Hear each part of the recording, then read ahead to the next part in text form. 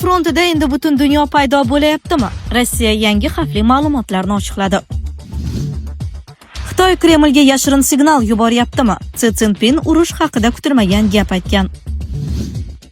Chirchiqda ona bolaga nisbatan kutilmagan hurmatsizlik katta shov-shuvga sabab bo'ldi. NATO Kaliningradni bir zumda yo'q qila olishini aytdi. Moskva darhol javob qaytardi. Si Szinpin Trampga Eron bo'yicha kutilmagan taklif berdi. Eron bu yangilikdan hayratda.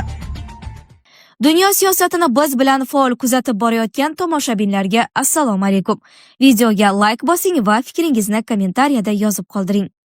Rossiyadagi vatandoshlarimiz diqqatiga. Siz O'zbekistonga pul yuborishga ortiqcha foizlar yoki kurs pastligidan charchadingizmi? Unda sizlarga eng zo'r kursda yuborish imkonini beradigan Yubor ilovasini tavsiya beraman. Yubor ilovasi orqali yaqinlaringizga nafaqat dollar, balki Uzcard va Humo kartalariga ham so'm yuborishingiz mumkin. Yubor ilovasini Play Market hamda App Store'dan yuklab oling va yaqinlaringizga eng zo'r kursda pul yuboring.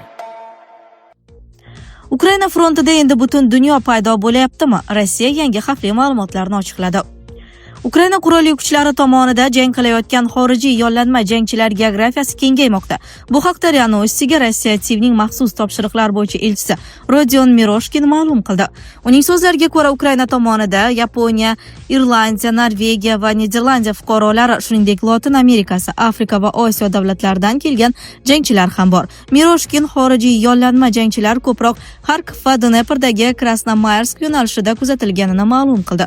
Uning aytishicha, ular turli yo'nalishlar bo'ylab ko'chirib turiladi. Ayrim hujjatlar Chasivyar va Dimitrovda topilgan. Avvalroq Miroshkin Ukraina tomonidagi xorijiy yollanma jangchilar tarkibida o'zgarishlar kuzatilayotganini bildirgan edi. Uning so'zlariga ko'ra, Boltiqbo'yi va Sharqiy Yevropadan kelganlar Ukrainadan ketmoqda. Ularning o'rnini esa asosan pul topish maqsadida kelgan yoki kriminal tajribaga ega shaxslar egallamoqda. Rossiya Mudofaa vazirligi 2024-yil mart holatiga ko'ra Ukraina tomonida jang qilish uchun kelgan xorijiy yollanma jangchilar sonini 13387 nafar deb ko'rsatgan. O'sha vaqtda eng ko'p yollanma jangchilar Polsha, Gruziya, AQSh, Kanada va Buyuk Britaniyadan kelgani aytilgan. Rossiya Mudofaa vazirligi Kiyev rejimi xorijlik yollanma askarlardan to'p yemi sifatida foydalanayotganini bir necha bor ta'kidlagan. Pul evaziga urushga kelgan ayrim yollanma askarlar esa intervyularida ukrainalik harbiylar harakatlarni yetarlicha muvofiqlashtira olmasligini, frontda omon qolish ehtimoli esa pastligini tan olgan. Xitoy Kremlga yashirin signal yuboryaptimi? Si Szinpin urush haqida kutilmagan gap aytgan.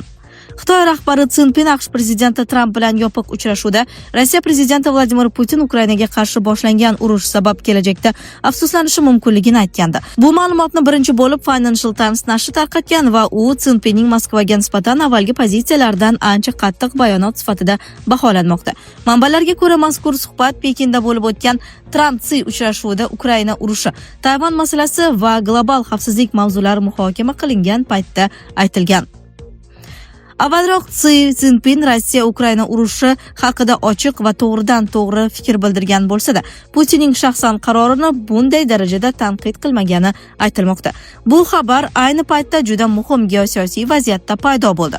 Chunki Putin Pekinga tashrif buyurib, Xitoy bilan cheksiz hamkorlik munosabatlarini yanada kuchaytirishga urinmoqda. Shu bilan birga Putin Pekindan Power of Siberia 2 gaz quvuri bo'yicha yirik kelishuv olishni istamoqda. Ammo Xitoy hozircha bu loyihaga ehtiyotkor munosabatda bo'lib turibdi. G'arb tahlilchilariga ko'ra, bu holat Rossiyaning Xitoyga qaramligi kuchayib borayotganini ko'rsatmoqda. Tahlilchilar fikricha, Si Szinpinning Putin keyinchalik afsuslanishi mumkin degan gapi ikki muhim signalni anglatishi mumkin. Xitoy urush uzoq davom etishidan xavotirda, Pekin Rossiyaning haddan tashqari zaiflashib qolishini istamayapti. Xitoy G'arb bilan munosabatlarni butunlay buzib qo'yishni ham xohlamaydi. Moskvaga yordam bersa ham, Pekin Putinning strategiyasi to'g'ri deb hisoblamasligi mumkin. Chirchiqda ona bolaga nisbatan kutilmagan hurmatsizlik katta shov-shuvga sabab bo'ldi. Chirchiq shahrida piyodalar yo'lagida ketayotgan ona bolaning yo'lini to'sgan haydovchi transport vositasini boshqarish huquqidan 1 yilga mahrum etildi. Bu haqda Toshkent viloyati YHXB matbuot xizmati xabar berdi. Ijtimoiy tarmoqlarda Cobalt haydovchisining bu qilmishi aks etgan video tarqalib, muhokamalarga sabab bo'lgandi. Uning haydovchisi piyodalar yo'lagidan yurib, yo'l harakati qoidalarini buzgani yetmaganidek, ushbu yo'lda harakatlanib ketayotgan ona va bolani yo'lini to'sib, piyodaga nisbatan hurmatsizlikni namoyishkorona sodir etgan. Bu sodir etgan haydovchi aniqlanib, unga nisbatan yo'l bezoriligi, qoidabuzarligi bo'yicha ma'muriy bayonnoma rasmiylashtirildi. To'plangan hujjatlar ko'rib chiqish uchun jinoyat ishlari bo'yicha Chirchiq shahar sudiga jo'natilgan. Kuni kecha bo'lib o'tgan sudda haydovchiga nisbatan transport vositasini boshqarish huquqidan 1 yil muddatga mahrum etish jazosi qo'llandi hamda qo'shimchasiga BHMning 10 barobar miqdorida jarima jazosi tayinlandi. Hurmatli haydovchilar, piyodalar yo'lagidan harakatlanmang va piyodalarni hurmat qiling, deyiladi Toshkent viloyati YHXB matbuot xizmati xabarida. Bu holat hayot sifatiga ta'sir qilyaptimi? Oilaviy hayotda zaiflik, stress va ishonchsizlik olib kelyaptimi? Vulkan erkak kuchi va ishonchining yangilangan manbai. Prostata bezi adenomasi surunkali prostatitdan qutulishga yordam beruvchi ishonchli formula. Atigi 5-7 kun ichida natijasini sezasiz. O'zingizni yengil va ishonchli his eting. Vulkan siz izlagan tabiiy yechim. NATO Kaliningradni bir zumda yo'q qila olishini aytdi. Moskva darhol javob qaytardi.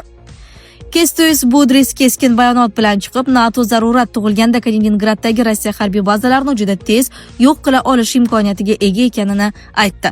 Uning ta'kidlashicha, Rossiyaga Kaliningrad endi mustahkam qal'a emasligini ko'rsatish zarur. Budris yana Litva uzoq yillardan beri Rossiya bilan ehtimoliy harbiy mojaro xavfini hisobga olib kelayotganini va shunga tayyorgarlik ko'rayotganini ta'kidladi.